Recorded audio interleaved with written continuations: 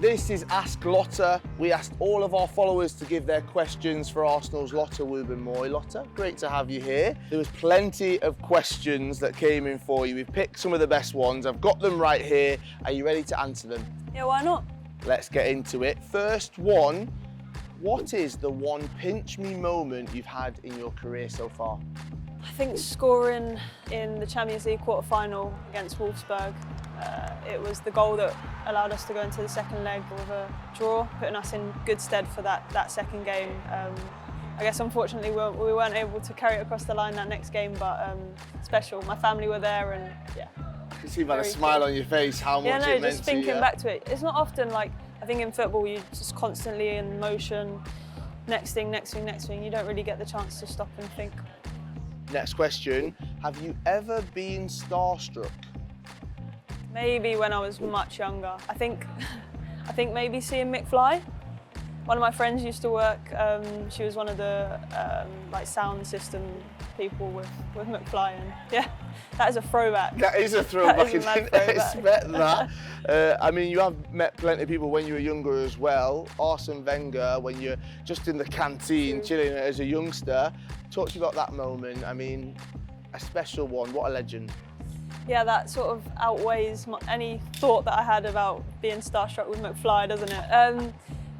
Seeing Wenger sipping on his red wine casually at lunch, on his own in the canteen, that's a moment I don't think I'll ever forget, purely because, one, his brilliance, his sort of legendary history that he has at this club, but two, also seeing that a coach who could be out busy, like, I don't know, going 100 miles an hour, he was taking the time to enjoy his food. And I think, like I kind of said, in football everything is 100 miles an hour. Sometimes you do need the moment to just sit, relax, take the moment in, and Wenger was definitely someone that was able to do that. Lovely. What is the one item you must always pack to an away game? My speaker. Sometimes when you're in the room before a game, AirPods don't do it. You want a bit more of a, I don't know, a bit of a vibe, and those away days can get long, particularly when you've got an evening kickoff. So yeah, I'm banging out the tunes during the day. McFly? Definitely not McFly anymore. What's on the playlist then? Bit of Kano, a bit of Little Sims. I like Jungle as well, all sorts. Next question, if you could buy an Arsenal shirt from any generation, which name would you get on the back? It has to be the Henry Burgundy 02. That is pure brilliance. When you think of Premier League, the socks over the knees, everything. Icon. Talk about socks over the knees. I know, yeah, defenders with socks over the knees, I'm liking it. It's only for practicality. I mean, I'm not slide tackling in here, but it saves your knees a bit. Very true. Henri, I approve of that one. Next question, who is your best friend in the Arsenal team? I'm going to say Russo, Alessia. She's like a sister to me. I feel like I can let my guard down, be completely relaxed, be completely myself, and do so while knowing she's also feeling that comfortable as well. For 3 years, when we were at the University of North Carolina, we lived together. We went from dorms to an apartment and then to a house.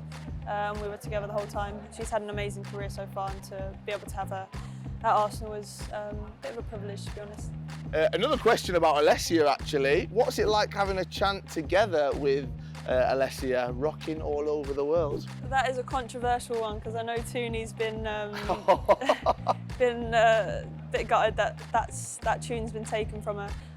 It's cool, like as I've said, like Les is a sister to me, so in any way, shape or form that we can share this kind of like special experience and moment together, it doesn't last forever, so the more you can do it with people that you love, I think the more enjoyable it makes it. I'll be looking out for your reaction when you play Manchester United away, and that one comes out just there. Next question, you represented Team GB at the Tokyo Olympics playing football. If you had to pick another sport, what would you choose? It definitely would not be gymnastics or breakdancing. I think for ease, athletics. I used to do 800 metres when I was much younger, and it seems pretty transferable. Would you say you're the best 800 metre runner out of everyone at Arsenal? Back in the day, I would have hedged my bets, but it's a different kind of training. And it's funny because everyone's like, oh yeah, I'd be great at archery, put me in for that Olympics. But these guys train hours and on end. So yeah, in any way you can diminish another sport, I don't think you should. 800 metres, get practicing. Yeah, we'll see in a few years' time. Yeah. Next question, if you were competing in a relay race, which 3 teammates would you pick to join you? Foxy, Stina and Les. What leg are you running? First one to try and beat everyone or getting the crowning glory at the end? The second one, because you don't have to run as much on the bends. Who can run on like that kind of curve? It's so unnatural. It's impressive. Brilliant, okay, I like that. Next question, what made you start your blog? I enjoy writing. I kind of wanted to create a space where I could share it with other people. I haven't written on it for a long time, but I think in any way that people can find a space to be themselves, express themselves and be creative, I encourage, and that was one way for me to do it. Is that something you're thinking about as well long term, being able to write, and you're so creative, of course. Post football, something you'd like to do? Yeah, I like the idea of having some kind of creative studio that merges sports, football. Yeah, who knows? Who knows? And that leads us on nicely to the next one as well. Where does your passion for art come from? My parents. We spent a lot of time at museums when I was a kid. Obviously managed to permeate its way into my mind, and I now find it one of the most beautiful places to be in an art gallery, thanks to my mum and dad. That's a nice tribute there. How much does it help you as a footballer, having something else to focus on, your drawing, your art as well that you like to create, and having that space away from football? In many ways, I think the two tie together. Many people will say they're not interested in art or being creative, but football is a form of that, it's an expression of that, and I definitely think being able to express yourself is an art in itself. So to me, I see the two as being very closely tied together. Next question, who is the toughest WSL player to defend against? Oh, good question. I really enjoy playing against Bunny Shaw. Yeah, That's a battle. That is a battle, yeah, and you want to be playing against the best, so yeah, that's a good one. How difficult is it when maybe a player gets the better of you, just to get out of that mindset and that space and to go again? Football is this game of highs and lows. I think if you didn't have those low moments, you wouldn't be able to adapt and think about overcoming those challenges. So actually when you get beaten, it's better, because in the future then it means you won't get beaten. We know you have a passion for street football. Who is your favourite street style player of all time? Ronaldinho. I knew you were going to say that. Ronaldinho. I used to have a pair of his like leather Nikes, and they had this beautiful quilting on top. And I used to think I was Ronaldinho. Sick. The futsal, were you doing that as a kid? I didn't do futsal actually. Street football, cage football was my kind of jam. How much does that help you as a player? Because everyone talks about how it helps them robust, flying tackles, the ball at their feet. How did it help you?